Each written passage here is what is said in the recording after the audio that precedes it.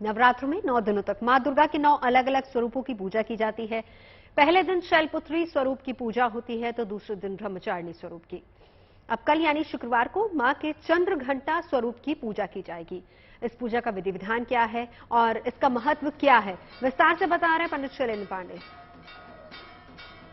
नवरात्रि के तीसरे दिन आपको भय से मुक्ति मिल सकती है और अपार साहस मिल सकता है। इस दिन नव दुर्गा के चंद्र घंटा स्वरूप की उपासना की जाती है। इनको माता चंद्र घंटा क्यों कहते हैं? इनके सर पर घंटे के आकार का चंद्रमा है, इसलिए इनको चंद्र घंटा कहा जाता है। एक बड़ा सा घंटा इनके सर पर घंटे के जैसा चंद्रमा है जो आपको दिखाई देगा, इसलिए इनको माता चंद्र घंटा कहते हैं। इनकी 10 भुजाएं हैं और 10 हाथों में इनके अस्त्र शस्त्र हैं और इनकी मुद्रा युद्ध की मुद्रा है, यानी एग्रेसिव मोड है, शक्ति का रूप है, बहुत शक्तिशाली और बहुत प्रज्वलयमान स्वरूप इनका माना जाता है।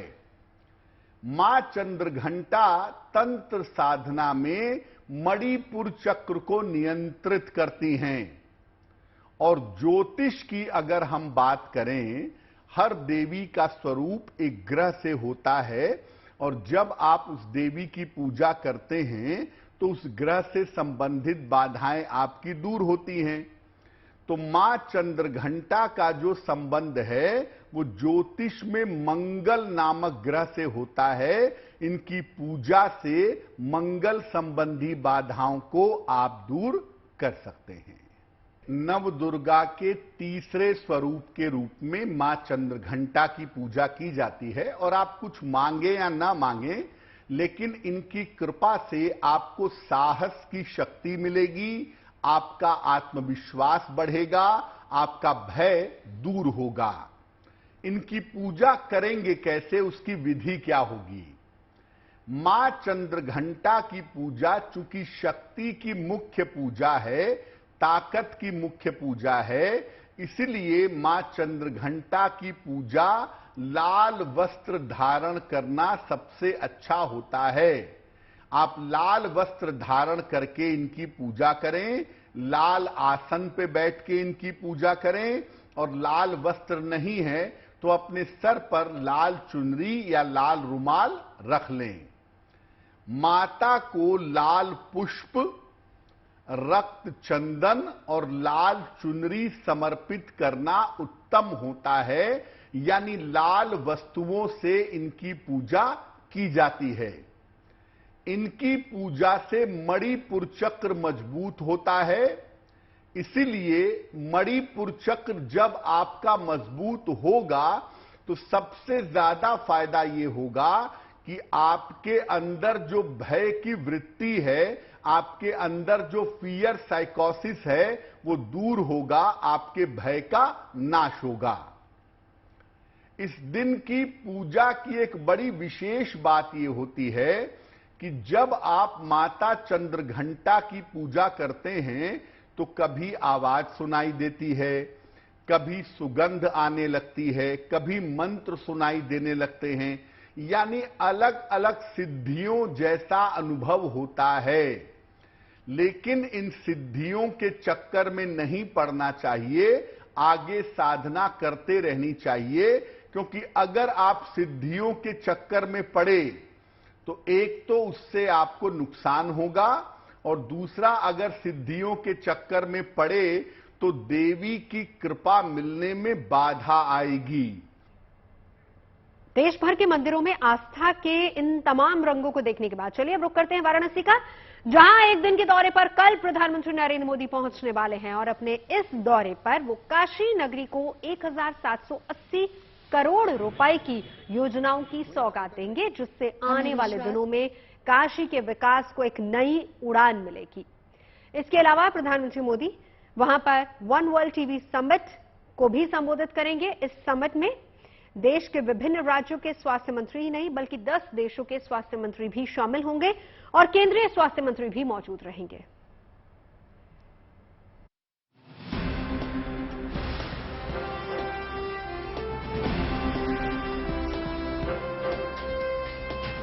चमक रही है काशी,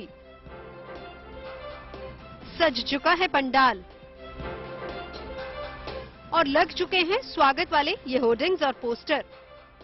बस इंतजार प्रधानमंत्री नरेंद्र मोदी का है, जो अब से कुछ ही घंटों बाद एक बार फिर से अपने संसदीय क्षेत्र के दौरे पर पहुंचने वाले हैं। अपने इस दौरे पर प्रधानमंत्री मोदी काशी वासियों को एक बार फिर से कई विकास कार्यों की सौगात देंगे।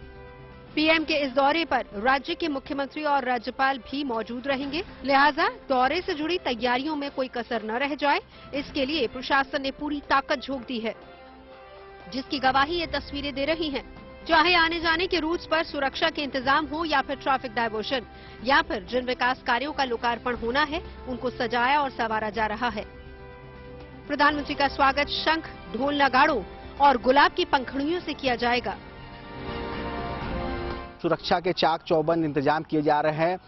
प्रधानमंत्री सहित राज्यपाल और मुख्यमंत्री सहित अन्य लोगों के लिए कुल 5 यहां पर सेफ हाउस भी बनाए जा रहे हैं। तो एक बड़ी सौगात प्रधानमंत्री लगभग 1750 करोड़ रुपयों की योजनाओं से ज्यादा अपने संसदीय क्षेत्र के जनता को देंगे। न केवल यहां की जनता को देंगे बल्कि इसका लाभ पूरे पूर्वांचल के लोगों को भी मिलेगा। महज 5 घंटे के अपने इस दौरे पर वो 1780 करोड़ रुपए की 28 परियोजनाओं की सौगात काशीवासियों को देंगे, जिनमें 20 परियोजनाओं का लोकार्पण और 8 परियोजनाओं का शिलान्यास प्रधानमंत्री के हाथों होना है। जिन 8 विकास परियोजनाओं का शिलान्यास होना है उनमें देश के पहले अर्बन ट्रांसपोर्ट रोपवे की नींव रखी जाएगी। लंबे समय से काशीवासियों को इस अर्बन ट्रांसपोर्ट रोपवे का इंतजार था। जानकारी के मुताबिक इस रोपवे के निर्माण में करीब 664 करोड़ रुपए खर्च होंगे और इसके शुरू होने के बाद कैंट से गदौलिया की दूरी महज 16 मिनट में सिमट जाएगी। इसके अलावा 308 करोड़ के sewage treatment plant, 209 crore Sigra sports stadium के दूसरे और तीसरे चरण के निर्माण की आधारशिला भी वो रखेंगे। बताया जा रहा है कि इस सिगरा स्टेडियम में क्रिकेट के साथ साथ फुटबॉल का मैदान, 4 लॉन टेनिस कोर्ट, वॉलीबॉल और कबड्डी कोर्ट भी होंगे और इसके साथ ही इसमें रनिंग और वॉकिंग ट्रैक भी बनाए जाने हैं। प्रधानमंत्री नरेंद्र मोदी अपने संसदीय क्षेत्र वाराणसी में 24 मार्च को आ रहे हैं, जिसको लेकर पहला उनका पड़ाव जहां रुद्राक्ष कन्वेंशन सेंटर है, तो वहीं दूसरा पड़ाव जिस जगह हम खड़े हैं वह वाराणसी के मध्य में स्थित संपूर्णानंद संस्कृत विश्वविद्यालय का खेल मैदान है और यहां पर प्रधानमंत्री एक जनसभा को भी संबोधित करेंगे और 28 परियोजनाओं की सौगात वाराणसी सहित पूर्वांचल के लोगों को भी जो फायदा पहुंचाएगी वह सौगात सौंपेंगे और जिसको लेकर अभी सारी तैयारियां लगभग अंतिम दौर पर चल रही हैं। देख सकते हैं यहां पर इस खेल मैदान में 3 जर्मन हैंगर टेक्निक से बने पंडाल लगाए गए हैं, जिसमें करीबन 50,000 लोगों के बैठने और खड़े रहने की क्षमता है। प्रधानमंत्री नरेंद्र मोदी की ओर से अब तक दी गई सौगातों से वाराणसी को एक नई पहचान मिली है और अब इसी कड़ी में 1780 करोड़ की ये विकास योजनाएं भी इस पहचान को और निखारने का काम करेंगी, जिससे आने वाले दिनों में बनारस में पर्यटकों को तो फायदा होगा ही, काशीवासी भी इन योजनाओं का फायदा उठा सकेंगे। वाराणसी से रोशन जायसवाल के साथ bureau report, good news today. और प्रधानमंत्री नरेंद्र मोदी के इस दौरे पर एक कार्यक्रम रुद्राक्ष कन्वेंशन सेंटर और दूसरा कार्यक्रम संपूर्णानंद यूनिवर्सिटी के ग्राउंड पर भी होना है। इन कार्यक्रमों में क्या क्या होगा, इसकी जानकारी वाराणसी के कमिश्नर कौशल राज शर्मा ने तफसील से दी है। माननीय प्रधानमंत्री जी के 2 ही कार्यक्रम हैं। एक जो रुद्राक्ष कन्वेंशन सेंटर है उसमें एक इंटरनेशनल कॉन्फ्रेंस हो रही है टीबी के ऊपर। इंटरनेशनल टीबी डे उन्हीं दिनों में पड़ता है और 3 दिन की बहुत बड़ी इंटरनेशनल कॉन्फ्रेंस यहाँ वाराणसी में होने जा रही है। उसी का शुभारंभ माननीय प्रधानमंत्री जी करेंगे और शुभारंभ के सत्र जो सबसे पहला सत्र है जिसमें इंटरनेशनल लगभग 200 डेलीगेट्स होंगे, माननीय स्वास्थ्य मंत्री भारत सरकार के होंगे और स्वास्थ्य के सारे देश के और विदेश के सारे लोग जुड़ेंगे। उसी कॉन्फ्रेंस के शुभारंभ के लिए 1-1.5 घंटे का सत्र होगा रुद्राक्ष पे और उसके बाद संपूर्णानंद यूनिवर्सिटी पे जो हमारा प्रशासनिक कार्यक्रम है, जो हमारी पूरे नेशनल और स्टेट की स्कीम्स हैं उनके लोकार्पण शिलान्यास का कार्यक्रम है। कुल मिला के 2 प्रोग्राम हैं और जो 4-5 घंटे का विजिट है उसके बाद वापस उनका दिल्ली प्रस्थान हो जाएगा। पब्लिक मीटिंग भी होगा सर? पब्लिक जनसभा होगी और लगभग 20-25 हजार लोगों का पार्टिसिपेशन उस सभा में होगा और उसी में ही सारे लोकार्पण शिलान्यास के कार्यक्रम किए जाएंगे। लोकार्पण शिलान्यास के अलावा कुछ बेनिफिशरीज को स्टेज पे बेनिफिट्स देने का भी कार्यक्रम है, जिसमें लोन डिस्ट्रीब्यूशन के कुछ बेनिफिशरीज होंगे और कुछ वाराणसी को कैटरेक्ट फ्री करने के लिए माननीय प्रधानमंत्री जी के निर्देश पे एक कार्यक्रम चलाया जा रहा है, जिसमें सभी लोगों को मोतियाबिंद के लिए आइडेंटिफाई करके उनके ऑपरेशन चित्रकूट में करवाए जा रहे हैं। तो उन्हीं में से कुछ बेनिफिशियरीज को वो चश्मा का वितरण भी स्टेज पे करेंगे। सर, ये जो रूट होगा पुलिस लाइन से रुद्राक्ष का, क्या रोड शो जैसी कोई स्थिति होगी क्या? इसमें कोई रोड शो नहीं है, और जो एक प्रोटेक्टेड जो रूट होता है, एसपीजी प्रोटेक्टेड रूट, जो पूरी सुरक्षा के साथ होता है, उसी प्रकार का रूट है। जिस प्रकार का रोड शो इलेक्शंस में होता है, उस प्रकार का कोई रोड शो नहीं है। ये पूरी तरह ये गाइडेड हमारा सिक्योरिटी वाला पूरा प्रोटोकॉल वाला रूट होगा। और प्रधानमंत्री जी जब पुलिस लाइन पर लैंड करेंगे हेलीकॉप्टर के माध्यम से, उसके बाद बाय रोड रुद्राक्ष और फिर संपूर्णानंद यूनिवर्सिटी, और वापस उनका पुलिस लाइन का जो रूट होगा वो सारा बाय रोड होगा। और अब आपको दिखाते हैं वाराणसी में बनने जा रहे देश के पहले अर्बन ट्रांसपोर्ट रोपवे का वो मॉडल जिसकी तर्ज पर कैंट से गदौली अब ये रोपवे बनेगा। अपने वाराणसी दौरे के दौरान जनसभा में जिन 9 परियोजनाओं का शिलान्यास करेंगे, उसमें सबसे अहम वाराणसी का रोपवे है, जो इस समय इस मॉडल के रूप में दिखाया जा सकता है। और यह देश का पहला रोपवे है और विश्व का तीसरा ऐसा रोपवे है।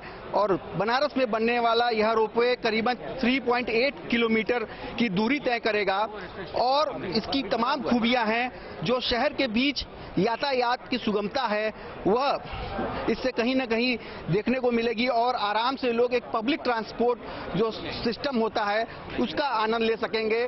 यहाँ ज्यादा कुछ जानने के लिए हमारे साथ इसी मिनिस्ट्री की सेक्रेटरी हैं, इनसे बात करते हैं। मैडम, कि किस तरह से इसकी जो परिकल्पना थी अब मूर्त रूप लेने जा रही है और इसकी क्या खासियतें हैं? वैसे तो कल इस परियोजना के बारे में विस्तार से प्रधानमंत्री जी ही बताएंगे। संक्षिप्त में ये है कि ये एक रोपवे का प्रोजेक्ट है, जो कि शुरुआत हो रही है एक अर्बन मोबिलिटी प्रोजेक्ट के रूप में। रोपवे तो कई हैं कंट्री में, लेकिन अर्बन मोबिलिटी के लिए ये शायद पहला होगा हमारे देश में। और रेलवे स्टेशन से, वाराणसी रेलवे स्टेशन से काशी विश्वनाथ बाबा जी के यहाँ तक पहुँचना की इसमें व्यवस्था की गई है। 3.85 किलोमीटर का है ये रोपवे, और 3 स्टेशन होंगे जहाँ पे कि उतर चढ़ सकेंगे लोग। और जो प्रारंभिक स्टेशन है उसमें सभी प्रकार की आधुनिक सुविधाएं होंगी यात्रियों के लिए, जहां पर कि लॉकर रूम होगा, रेस्टोरेंट होंगे। ट्रैफिक कंजेशन से लोगों को फायदा पहुंचेगा। देख सकते हैं इसकी पहली जो शुरुआत है इस रोपवे की, इस वाराणसी के कैंट रेलवे स्टेशन से ये पहले पड़ाव से शुरू होगा। फिर यहाँ से होता हुआ यह दूसरा विद्यापीठ जिसे सिगरा कहा जाता है वो दूसरा स्टेशन है, और तीसरा स्टेशन रथ यात्रा है।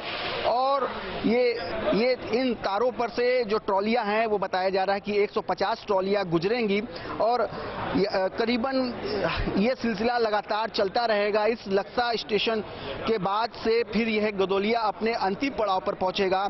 और ये पूरी तरह से रूपरेखा यहाँ पर इस मॉडल के जरिए दिखाई बताई जा रही है। और देख सकते हैं ये काशी विश्वनाथ मंदिर का ये मॉडल भी यहाँ पर रखा गया है। तो मतलब जो 3.8 किलोमीटर की जो दूरी है वो महज 16 मिनट में तय हो जाएगी।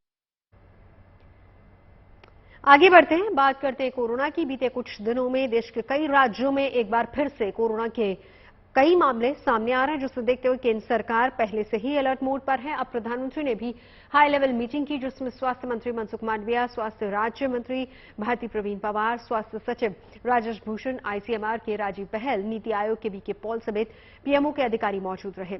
इस बैठक में हालात की समीक्षा करने के बाद एक बार फिर से प्रधानमंत्री ने कहा है कि टेस्टिंग, ट्रैकिंग, ट्रीटमेंट और टीकाकरण और कोरोना उचित व्यवहार इस लड़ाई में आज भी कारगर होगा। लिहाजा कोरोना से बचाव के लिए जनता को जागरूक किए जाने पर उन्होंने जोर दिया है। हालांकि इन सब के बीच एम्स के पूर्व निदेशक डॉक्टर रणदीप गुलेरिया ने नए वेरिएंट को लेकर क्या कुछ कहा है वो भी हम आपको बताते हैं।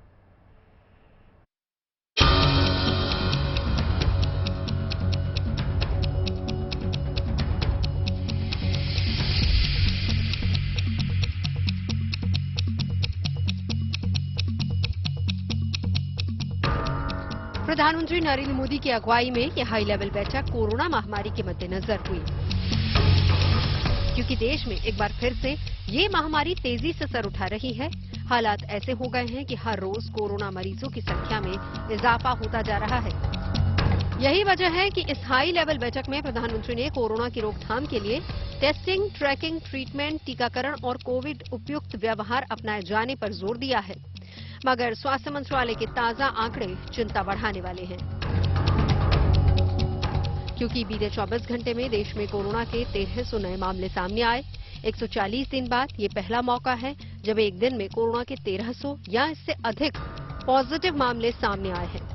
इसी के साथ देश में कोरोना के एक्टिव मामलों की संख्या बढ़कर 7,605 हो गई है, जबकि इस दौरान कोरोना संक्रमण की वजह से 3 लोगों की मौत की खबर है। मरने वालों में कर्नाटक, गुजरात और महाराष्ट्र से एक मामला सामने आया है। हालांकि इन सब के बीच केंद्र ने दिशा निर्देश जारी कर दिए हैं और उसी के आधार पर राज्यों ने भी सख्ती से अमल करना शुरू किया है, जिसकी सबसे ताजा तस्वीरें दिल्ली और इसके आसपास के इलाकों से सामने आई हैं। जहाँ तक नियंत्रण की बात है तो हमारा कोविड कमांड सेंटर पहले की तरह एक्टिव है। सभी जगह हम पूरी तैयारी के साथ हैं। हाँ, बस जो नया कर रहे हैं कि सैंपलिंग बढ़ा दे रहे हैं, कॉन्टैक्ट जो है हमें ट्रेसिंग वो अच्छी हो रही है, एक्टिव केस सर्च भी हो रहा है। आईएलआर सारी के जो केसेज हमारे आ रहे हैं उनको भी हमने कहा है कि उसको रिपोर्ट करें ताकि हम उसकी सैंपलिंग करा सकें। जीनोम सीक्वेंसिंग के लिए कुछ सैंपल्स को हमारे द्वारा जो है वहाँ KGMU में भेजा गया है। नोएडा के साथ ही राज्य के दूसरे अस्पतालों में भी कोरोना मरीजों के इलाज के लिए दवाइयां, ऑक्सीजन बेड और दूसरी जरूरी चीजों की उपलब्धता को सुनिश्चित किया जा रहा है। प्रदेश के डिप्टी सीएम ब्रजेश पाठक का कहना है कि राज्य में हालात पूरी तरह से नियंत्रण में है। कोई पैनिक जैसी स्थिति नहीं है, स्थितियां पूरी तरह से नियंत्रण में है।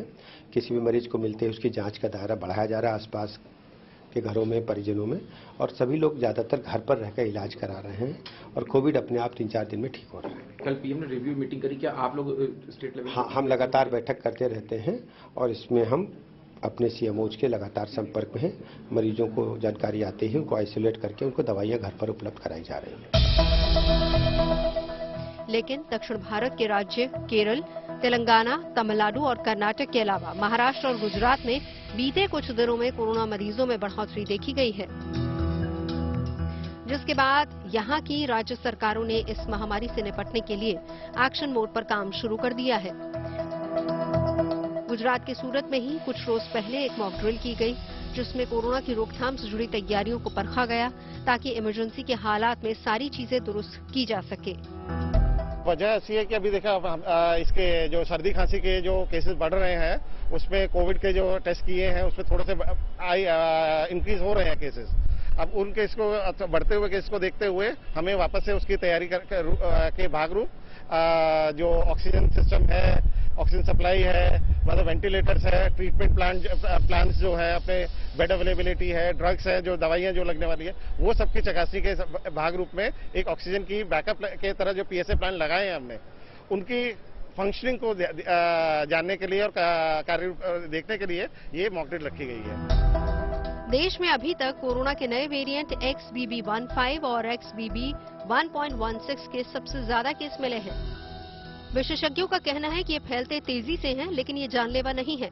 फिर भी सरकार और विशेषज्ञों की अपील है कि लोग कोरोना से बचाव के निर्देशों का पालन करें ताकि महामारी से बचा जा सके। Bureau report, good news today. और कोरोना के जिस नए वेरिएंट की वजह से मरीजों की संख्या बढ़ी है वो कितना घातक है और इससे बचाव के तरीके क्या हैं, इसके बारे में एम्स के पूर्व निदेशक डॉक्टर रणदीप गुलेरिया ने बताया। XBB भी कोविड का सब लीनिएज वेरिएंट है, तो इसका जो कुछ हद तक हम ये कह सकते हैं कि जैसे वायरस चेंज करता है, म्यूटेट करता है, तो नए म्यूटेंट्स आएंगे, तो उसी हिसाब से ये नया म्यूटेशन जो है। लेकिन अगर हम इसका डेटा देखें तो उसमें ऐसा कोई नहीं है कि जहाँ पे ये केसेस इसके पाए गए हैं वहाँ पे एकदम ज़्यादा एडमिशन्स हुई हैं या ज़्यादा लोगों की डेथ हुई हैं।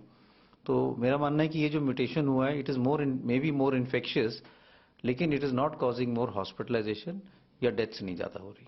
इम्पॉर्टेंट इशू ये है कि ये जो वायरल इन्फेक्शंस हैं, फ्लू हो, कोविड हो, इसके लिए अगर हम कोविड अप्रोप्रिएट बिहेवियर निभाएं, उसमें 2-3 चीज़ें और मैं कहना चाहूँगा कि एक तो जब हम खांसें तो वी मस्ट कवर आवर कफ, एकदम बिना खांसी को ढक के ना खांसे। हाथ के अंदर अगर खांसते हैं या टिश्यू हो तो टिश्यू के अंदर खांसे, रुमाल के अंदर खांसे, अगर कुछ भी नहीं है तो अपने बाजू में खांसे, जिससे हम आगे वायरस को हवा में ज़्यादा दूर तक जाने ना दें। और अगर आप हाथ में खांसते हैं तो फिर एकदम अपने साबुन के साथ हाथ धोएं। दूसरा, मास्क लगा के रखें। अगर जिसको इन्फेक्शन है वो भी मास्क लगाएगा और जिसको इन्फेक्शन नहीं है वो भी मास्क लगाएगा, तो डबल प्रोटेक्शन हो जाता है और इन्फेक्शन ट्रांसमिशन के चांसेस बहुत कम हो जाते हैं। तीसरा है कि हाथ रेगुलरली धोएं, स्पेशली अगर हम बाहर से आते हैं और घर आते हैं तो एकदम घर आने पे अपने हाथ अच्छी तरह से धोएं। सैनिटाइजर अपना साथ लेके जाएं। अगर हम किसी चीज़ को ज़्यादा टच करते हैं, जैसे मान लो मेट्रो में जा रहे हो, आपने रेलिंग को पकड़ा है, या कहीं और जगह जा रहे हो जहाँ पे आपको लगता है कि बहुत ज़्यादा लोग वहाँ पे आ जा रहे हैं, वहाँ पर भी अगर हम अपना सैनिटाइजर यूज़ करें तो हम कुछ हद तक अपने आप को बचा सकते हैं। अच्छी और सच्ची खबरों में अब बात सीसीटीवी कैमरों की। मौजूदा दौर में सुरक्षा के लिहाज से ये कितना अहम है, ये बात जग जाहिर है। हालांकि सुरक्षा और निगरानी के इस्तेमाल होने वाले सीसीटीवी कैमरे ही अगर जासूसी करने लगे तो सुरक्षा में सेंध लगना तय है। और इसी तरह की संदिग्ध गतिविधियों से तब इनकार नहीं किया जा सकता जब भारत सरकार के एक आंकलन के मुताबिक इस वक्त देश में करीब 20 लाख सीसीटीवी कैमरे हैं, जिनमें 90% से ज्यादा सीसीटीवी कैमरे चीनी कंपनियों में बने हैं। ऐसी ज्यादातर कंपनियों में चीनी सरकार की हिस्सेदारी है। चीन में बनने वाले सीसीटीवी यानी कि क्लोज सर्किट टेलीविजन कैमरे की भारत में किस कदर पैठ बन चुकी है, इस बात को इसी से समझा जा सकता है कि घरेलू प्रतिष्ठानों में इनकी मौजूदगी करीब 80% है। वहीं सैन्य समेत सरकारी प्रतिष्ठानों में इनकी मौजूदगी 98% से ज्यादा है, जिनमें सरकारी विभाग भी शामिल हैं। मार्च 2021 में लोकसभा की कार्रवाई के दौरान केंद्र सरकार ने एक चौंकाने वाली जानकारी दी थी, जिससे ये पता चलता है कि सरकारी संस्थाओं में लगे 10 लाख कैमरे चीन में बने हैं। और इस जानकारी को देते हुए सरकार ने चीनी सीसीटीवी कैमरों के जरिए जासूसी की आशंका से भी इनकार नहीं किया। मंत्रालय, सरकारी दफ्तर और सैन्य प्रतिष्ठानों में सुरक्षा की दृष्टि से छज्जों, कॉर्निसों, दीवारों, मुंडेरों और खंभों पर लगे सीसीटीवी कैमरों के जरिए चीन हर जगह हमें देख सकता है। भारत के सुरक्षा विशेषज्ञ चीन में बने सीसीटीवी सिस्टम के इस्तेमाल को भयावह खतरा मान रहे हैं। सुरक्षा और निगरानी के लिए लगे चीनी सीसीटीवी कैमरों का इस्तेमाल बेहद संवेदनशील जानकारियों में सेंध के लिए भी हो सकता है। भारत के तकनीकी विशेषज्ञों का मानना है कि चीन में बने सीसीटीवी कैमरों की टेक्निकल बनावट कमजोर है, जिसे आसानी से भेदा जा सकता है और फिर जासूसी के लिए इस्तेमाल किया जा सकता है। ऐसे में चीनी सीसीटीवी कैमरों की जगह अपना भरोसेमंद और सुरक्षित सर्विलांस सिस्टम तैयार करने की जरूरत है, ताकि 24 घंटे हम चीन की नजरों में न रहे। चीनी कैमरों के इस खेल को खत्म करने में भारत जुट गया है। सीसीटीवी से जुड़ी अपनी जरूरतों को पूरा करने के लिए भारत स्वदेशी सीसीटीवी कैमरों के निर्माण पर अब जोर दे रहा है। एक बात आती है कि बॉर्डर एरियाज में हम लोग कहते हैं कि स्वदेशी कैमरों को लगाया जाए। चीन के कैमरेज पे लगातार हार्डवेयर पे सवाल उठते रहे हैं, कई सारे देशों ने उसको बैन भी किया है।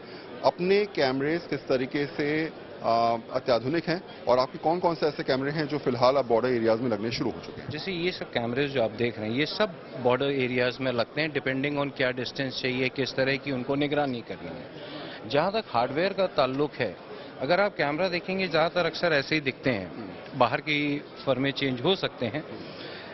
अगर मैं इसको दिखाऊं तो इसके अंदर ये जो देख रहे हैं ये असली हार्डवेयर है, खाली बाहर का शेल है, वो हार्डवेयर नहीं है। आप ये बना लेते हैं इंडिया में और ये अभी भी बाहर से अगर आप इंपोर्ट करते हैं तो स्पाई जो चीज़ें हैं वो सब इसमें अंदर है। ये चीज़ जो है ये हम अपने हिंदुस्तान में ही बनाते हैं। खबरें सच्ची होनी चाहिए, अच्छी खुद ब खुद लगती हैं। Navjot Randhawa signing off. आप सुनते रहिए गुड न्यूज, देखते रहिए गुड न्यूज टुडे।